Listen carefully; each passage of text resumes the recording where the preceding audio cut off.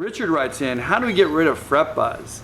So in today's episode, we're going to deal with fret buzz and how to get rid of it. Eric's guitar. Eric's guitar. Eric's guitar. Eric's guitar. Eric's guitar. Eric's guitar. He fixes guitars for everybody in town. First position fret buzz is the worst. It'll make you not want to buy a good guitar. Buzz or lack of buzz on a guitar is from three factors: how much curvature there is in the neck, how high the string nut is, and how high the bridge saddle or bridge is. So what we're going to do first on this guitar is put more curvature in the neck, put a fresh set of strings on, cut the nut down, and see where we're at from there. So let's go ahead and do that restring. Of course, you want to loosen the strings before you cut them. You do not want to cut them at full tension. Next, we pull the bridge pins out of the guitar so we can get the string out. Of course, pull them off of the head. On this guitar, we're going to install the Dario EXP strings, 11 to 52. It's a light string, easy to play, but still large enough to get the top to vibrate, push out some sound, and get a nice rich tone out of the guitar. Make sure the bushings are nice and tight. To make the proper adjustments, we need to be up to full tension. Still, we have those dirty notes. So the first thing we want to do is relax the tension rod inside of the neck. We're going to take pressure off of it, allowing the tension of the strings, which is about 125 pounds of pressure, to pull the neck up. We need a bow in the neck. When I hit that string, the rotation of the string needs to be followed by the curvature of the neck to get the cleanest note possible.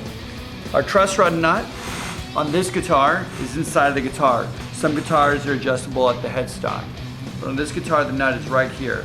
This is the proper size wrench that we're going to make that adjustment with. And loosen it up. It's very tight, which is good. We want that kind of pressure on that rod if we have a back bow. That means there's room to move. You get an idea of what kind of curvature we're putting in now. So here's what we're going to do. We're going to capo the first fret lightly without too much pressure.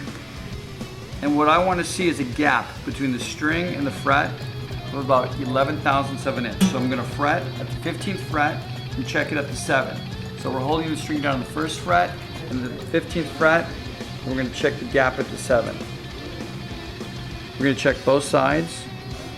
We could still use a little more curve in the neck. You can see that the string is pushing this feeler gauge a little bit. So we'll get in here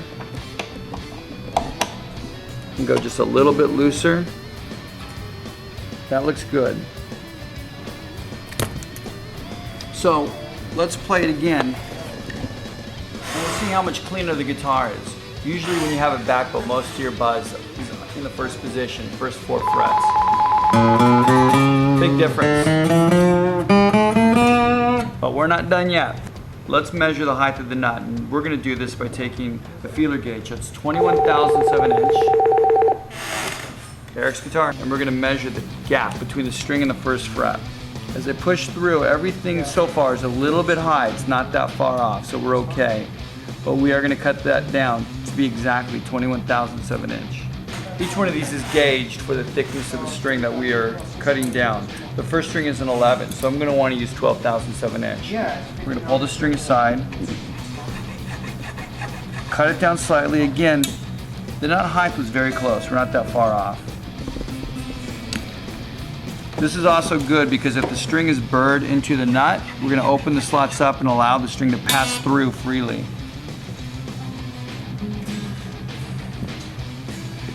Our G is 22/1000 of an inch. I've got a file that's 26. We're going to bring it down just a little bit. Pull the string back into the groove. Test it, that's good. We're at 32/1000 of an inch for our D string, so I'm going to use a gauge 36 file.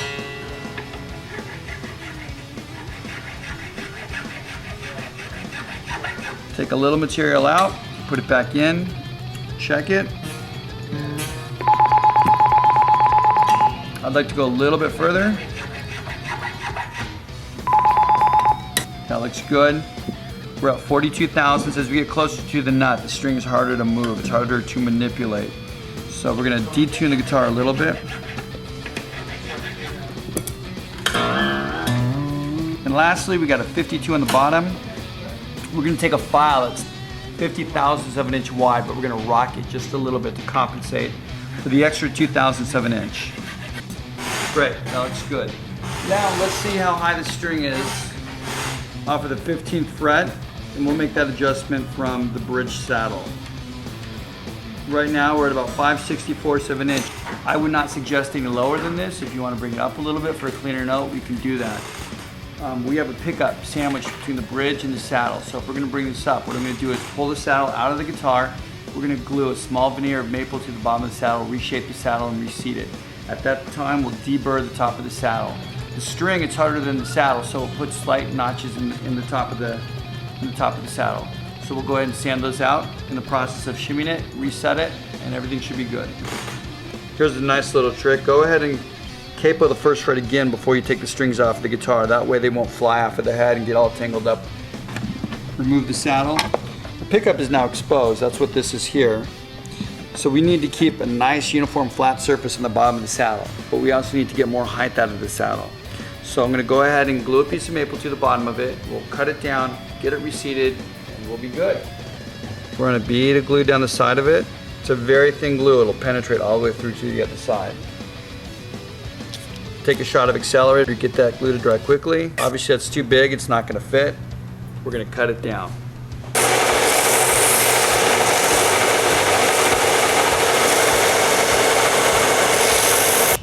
We'll clean up our edges with a razor blade. So we'll reseat the pickup, reseat the saddle, and go ahead and get those strings back on. This is where it pays off to have that capo on there because it keeps all the strings nice and uniform. Once the strings are in the bridge, we'll pull the capo off and get it back up to pitch.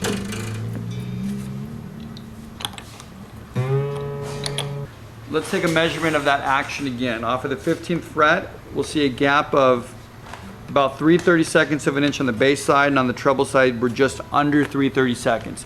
That's a good action for someone who wants a cleaner note.